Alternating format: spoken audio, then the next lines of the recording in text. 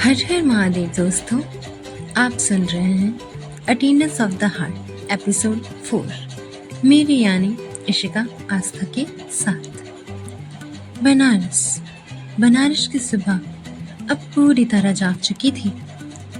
घाट की सीढ़ियों पर बैठे कुछ पल अब सिर्फ यादों में रह गए थे, पर इन यादों का असर अभी भी खनक के दिल में महसूस हो रहा था। वो धीरे धीरे घाट से उठी। उसने एक बार पीछे मुड़कर गंगा को देखा, जैसे वो उस सुबह को अपनी आंखों में हमेशा के लिए बसाना चाहती हो। फिर वो घर की ओर निकल पड़ी। घर पहुंचते ही संगीता जी ने उसे आवाज देकर बुलाया और कहा, खनक, कपड़े बदल कर आजा बेटा, नाश्ता कर ले। आज मैंने तेरे पसंद के आलू के पराठे बनाए हुए हैं। ये सुनकर खनक के मुंह में पानी आ गया। उसे आलू के पराठे को जल्दी से खाने की लालसा जाग गई। वो झट से अपने कमरे में जाकर कपड़े बदल लेती है। आज उसने वाइट कलर का फ्रॉक सूट पहना हुआ था, जिसकी चुन्नी हरे रंग की थी।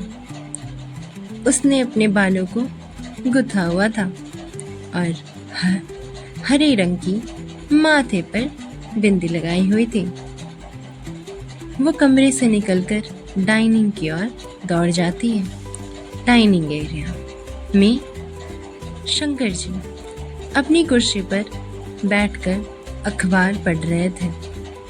ईशा और अंश किसी बात को लेकर झगड़ रहे थे। खनक झट से वहां पहुंच जाती है और वहां एक प्लेट से पराठे उठाकर मुंह में भर लेती है। तभी वहां अंकिता आ गई। उसने जैसे ही खनक का चेहरा देखा, उसने कहा, ये क्या, तू बजरंगबली की जैसे मुंह बनाकर क्यों घूम रही है? एकदम बंदरिया लग रही है। ये सुनकर खनक को चिढ़ मच गई और वो डाइनिंग में ही अंकिता को दौड़ाने लगी और बाकी सब उनकी मस्ती देखकर हंसने लगे। इसी तरह हंसते खेलते उनका नाश्ता कंप्लीट हुआ और सभी अपने अपने काम से बाहर की ओर निकलने लगे। सब जैसे ही गेट से बाहर निकले, खनक ने देखा वहां एक ब्लैक रंग की बाइक खड़ी हुई थी। ये देखकर खनक ने असमंजस से कहा, ये बाइक किसकी है और क्यों यहाँ खड़ी कर दी इसने? तभी शंकर जी वहां आ गए और उन्होंने कहा, ये हमारी प्यारी बिटिया के लिए। आपको बाइक चलाना बहुत पसंद है ना? तो आज से आप इसे ही चलाकर कॉलेज जाइएगा। ये सुनकर खनक की खुशी का तो कोई ठिकाना ही नहीं था। वो झट से भागते हुए उस बाइक के पास गई, जो ब्लैक रंग की रॉयल एनफील्ड थी। उसने चहक कर कहा, पापा, थैंक यू सो मच। आज मैं बहुत खुश हूँ, आपने मुझे बाइक दिलवा दी। फिर वो बाइक पर जाकर बैठ जाती है और उसने पीछे मुड़कर कहा, अंकिता, चल आ बैठ जा। आज मैं तुझे हवाई की सैर करवाती हूँ, हवाई की। अंकिता भी ये सुनकर हंसते हंसते उसके पीछे बैठ गई। खनक ने बाइक का एक्सेलेरेटर खींचा और सबको बाय कहकर निकल गई। उसकी खुशी को देखकर संगीता जी और शंकर जी भी बहुत खुश थे और वे सभी अपने अपने काम पर निकल गए। खनक अपनी धुन में बाइक चलाते हुए कॉलेज पहुंची। उसने बाइक को ग्राउंड के पार्किंग में लगाया, जो कि कॉलेज के गेट के बगल में ही था। अब तो जो खनक के दिमाग में अब तक जो खनक के दिमाग में बाइक था, कॉलेज पहुंचते ही उसके दिमाग में अबीर दौड़ गया। उसने खुद को संभाला। तभी अंकिता ने कहा, यार मुझे ना आज थोड़ा अजीब लग रहा है। देखना कितनी भीड़ है आज। खनक ने अपना बैग अपने कंधे पर एडजस्ट किया और अंकिता से कहा, चिल अंकिता, आज सेकेंड डे है हमारा, और वैसे भी हम तो फ्रेशर्स थोड़ी ना हैं जो ये सब हमारी भी रैगिंग लेंगे। खनक ऐसा इसलिए कह रही थी क्योंकि सामने ही कुछ 7 सेमेस्टर्स के स्टूडेंट्स फ्रेशर्स की रैगिंग ले रहे थे। खनक अंकिता के साथ क्लास की ओर उसका हाथ पकड़कर बढ़ जाती है। उन्हें बिल्कुल पता नहीं था कि आज का दिन इतना सिंपल होने वाला नहीं है। जैसे ही वो कॉरिडोर क्रॉस करती हैं, अचानक 4-5 सीनियर्स उनके सामने आकर खड़े हो जाते हैं और कहते हैं, हेलो फ्रेशर्स। एक लड़की ने थोड़े टीजिंग टोन में से ये कहा था। खनक और अंकिता एक दूसरे को देखने लगी। अंकिता ने धीरे से बोला, हम फ्रेशर्स नहीं हैं, हम 3rd सेमेस्टर में पढ़ते हैं। एक लड़का हंसा, अच्छा, हमने तो तुम लोगों को पहले इस कॉलेज में कभी भी नहीं देखा, तो चलो अपना आईडी दिखाओ। दोनों थोड़ा घबरा गई क्योंकि आईडी अभी बनी नहीं थी उनकी। सीनियर्स ने एक दूसरे को देखा और मुस्कुराए, और मुस्कुराते हुए उन्होंने कहा, परफेक्ट, मतलब तुम लोग फ्रेशर्स ही हो। हमसे झूठ बोल रही थी। चलो अपना इंट्रोडक्शन दो, एक सीनियर ने कहा। खनक ने धीरे से बोला, मैं खनक और ये अंकिता। थोड़ा लाउड, थोड़ा कॉन्फिडेंट दूसरी सीनियर ने कहा। उन्होंने दोबारा इंट्रोडक्शन दिया, मैं खनक और मैं अंकिता। तभी एक सीनियर गर्ल ने कहा, ओह हरे दुपट्टे वाली, तेरे लिए एक टास्क है। चल हमारे इस दोस्त का हाथ पकड़कर उसको प्रपोज करके दिखा। खनक ने उस लड़के की ओर देखा जिसका नाम देव कपूर था। वो इस कॉलेज के घटिया लड़कों में से एक था। खनक ने उस लड़की को मना कर दिया। तभी इस लड़की ने फिर कहा, छोटा सा टास्क है, कंप्लीट कर और चली जा यहाँ से, वरना पनिशमेंट के लिए तैयार रहना। अंकिता ने खनक के कान में कहा, अरे खनक, कर देना और चल यहाँ से, इनसे उलझना क्यों ही है। खनक को भी इस कॉलेज में झंझट नहीं चाहिए था। उसने फिर गहरी सांस ली और फिर देव की ओर बढ़ चली। खनक देव के सामने जाकर रुक गई। उसका हाथ हल्का सा कांप रहा था। उसने धीरे से उसका हाथ पकड़ा और आंखों में देखने की कोशिश की। देव ने भी उसका हाथ कसकर पकड़ लिया था और खनक के हाथों को अपने अंगूठे से धीरे धीरे सहला रहा था। खनक को उसका इस तरह करना बिल्कुल पसंद नहीं आया था। वो चाहती तो अभी देव का हाथ तोड़ सकती थी क्योंकि वो कमज़ोर नहीं थी, पर वो बड़ा तमाशा नहीं चाहती थी।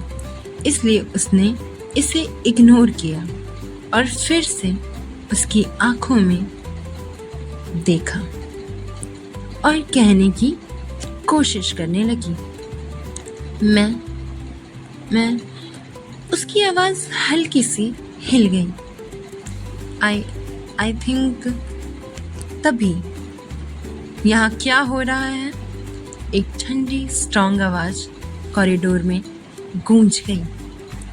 सब एकदम से चुप हो गए थे और उस और देखने लगे जहां से आवाज आई थी।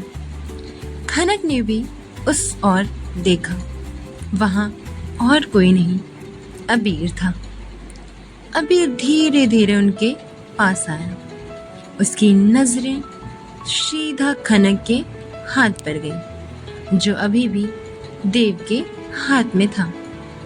एक पल के लिए उसकी आंखों में कुछ चमका, कुछ ऐसा जो वो खुद भी एक्सप्लेन नहीं कर पा रहा था।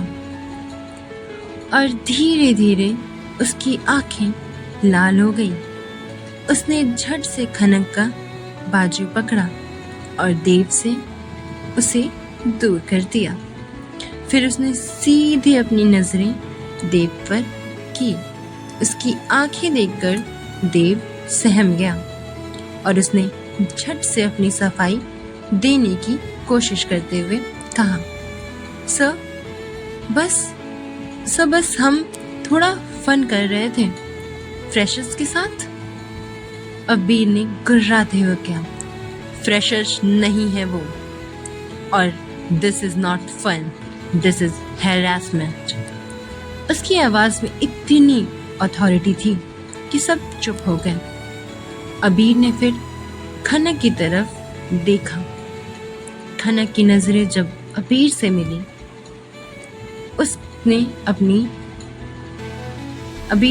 उसने झट से अपनी आंखें नीचे कर ली, क्योंकि वो उसकी लाल आंखों में नहीं देख पा रही थी। उसे अबीर से अभी बहुत डर लग रहा था। अबीर को ये देखकर और गुस्सा आ गया। उसने कहा, आपकी आंखें ऊपर होनी चाहिए मिस खनक। खनक ने डरते डरते अपनी आंखें दोबारा ऊपर उठाई। अबीर ने उसकी आंखों में देखकर कहा, नेक्स्ट टाइम ऐसे सिचुएशंस में नो बोलना सीखो। खनक ने धीरे से कहा, जी सर। पर उसके दिल में कुछ और ही चल रहा था। उसने अपने मन में कहा, उन्होंने मेरे लिए इतना स्ट्रॉन्ग स्टैंड लिया। फिर अबीर ने सभी सीनियर्स की ओर देखा और कहा, all of you come to my cabin now. और ये कहकर वो वहां से चला गया। खनक वहीं खड़ी रही जब तक वो उसकी आंखों से ओझल नहीं हो गया। फिर खनक और अंकिता अपनी क्लास की ओर बढ़ गई। क्लासेस सारी स्टार्ट हो गई थी। आज अबीर की क्लास ब्रेक के बाद थी। थोड़ी देर में ब्रेक हो गया। खनक और अंकिता कैंटीन की ओर बढ़ चुकी थी। तभी वहां एक प्यून आया और उसने उनसे पूछा, आप में से खनक कौन है? खनक ने एक नजर अंकिता को देखा और कहा, मैं हूं खनक, आपको कुछ काम था मुझसे? उस प्यून ने कहा, आपको अबीर सर ने अपनी कैबिन में बुलाया है। ये सुनकर खनक का दिल बहुत तेजी से धड़कने लगा। उसने अपना टिफिन और टाइट से पकड़ लिया था। फिर उसने गहरी सांस ली और अंकिता से कहा, तू कैंटीन जा, मैं अभी आती हूँ। अंकिता ने कुछ कहने की कोशिश की, पर खनक ने उसे टोक दिया। अरे तू जा ना, मैं जल्दी ही आ जाऊंगी। ये कहकर वो वहां से प्यून के साथ चली गई। 5 मिनट बाद उस पियून ने उसे अबीर के कैबिन के बाहर छोड़कर जा चुका था। खनक ने अपनी मुट्ठी कस ली थी। उसका दिल बहुत तेज धड़क रहा था। उसने फिर गहरी सांस ली और गेट पर नॉक किया तो अंदर से एक सख्त आवाज आई, कम इन। खनक धीरे से अंदर गई। अबीर टेबल के पास खड़ा था।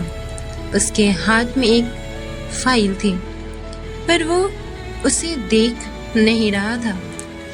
खनक के कानों में अबीर की आवाज आई, close the door miss Khanak. खनक का दिल एक पल के लिए रुक गया। उसने धीरे से दरवाजा बंद किया। रूम में एक अजीब सी खामोशी छा गई। अबीर ने फाइनली उसकी तरफ देखा और कहा, तुम्हें समझ नहीं आता? खनक थोड़ी कंफ्यूज हो गई। अबीर उसके पास आया, थोड़ा पास, जितना शायद जरूरी नहीं था। वहां क्या कर रही थी तुम? उसने पूछा। खनक ने धीरे से कहा, सर वो सीनियर्स।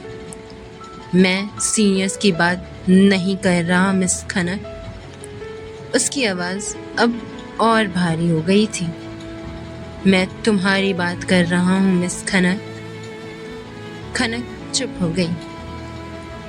तुम्हें जरूरत क्या थी किसी और का हाथ पकड़ने की? ये सुनते ही खनक ने तुरंत उसकी तरफ देखा। उसकी आंखों में कंफ्यूजन था। वो अपने मन में सोच रही थी, सर ऐसा बिहेव क्यों कर रहे हैं? जब अबीर की नजरों ने खनक की सवालिया आंखों में देखा तो उसे होश आया कि वो उससे ऐसे क्यों बातें कर रहा है। वो आखिर उसकी लगती कौन है? फिर अबीर शांत हो गया।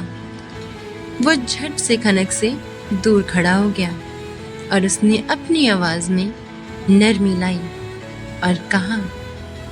और खनक से कहा, सॉरी, मैं ऐसा इसलिए बिहेव कर रहा हूँ क्योंकि तुम महसूस कर सकती थी कि वो तुम्हें किस तरह से छू रहा था और तुम उस पर रिएक्ट नहीं कर रही थी। तुम इस कॉलेज की स्टूडेंट हो और एक लड़की भी। अपना स्टैंड लेना सीखो। खनक ये सुनकर उससे कहा, सॉरी सर, मैं इस बात का अगली बार से ध्यान रखूंगी। ये सुनकर अबीर ने कहा, नेक्स्ट टाइम किसी और का हाथ पकड़ने से पहले सोच लेना। You can go now miss Khanak. Khanak वहां से एक नजर अबीर को देखकर चली गई। उसके जाने के बाद अबीर अपनी चेयर पर बैठकर सिर को टेबल से लगा लिया और सोचने लगा, मैं ऐसे क्यों बिहेव कर रहा हूँ? क्या हो रहा है मुझे? मैं पागल तो नहीं हो रहा हूँ? ये कहकर उसने अपनी बालों को पकड़ लिया। वहीं दूसरी तरफ खनक कैबिन से बाहर निकली। उसके कदम धीरे थे और दिल अभी भी तेज धड़क रहा था। अबीर के वो लफ्ज उसके दिमाग में बार बार घूम रहे थे। उन्होंने ऐसा क्यों कहा? उन्हें फर्क क्यों पड़ा? खनक खुद से ही सवाल कर रही थी। कॉरिडोर के कोने में अंकिता खड़ी थी, जैसे किसी डिटेक्टिव की तरह वेट कर रही हो। जैसे ही उसने खनक को आते देखा, उसने छेड़ते हुए कहा, ओहो मैडम, आ गई कैबिन से। खनक थोड़ी घबरा गई थी। उसने उसे पलट कर कहा, तू यहाँ क्या कर रही है?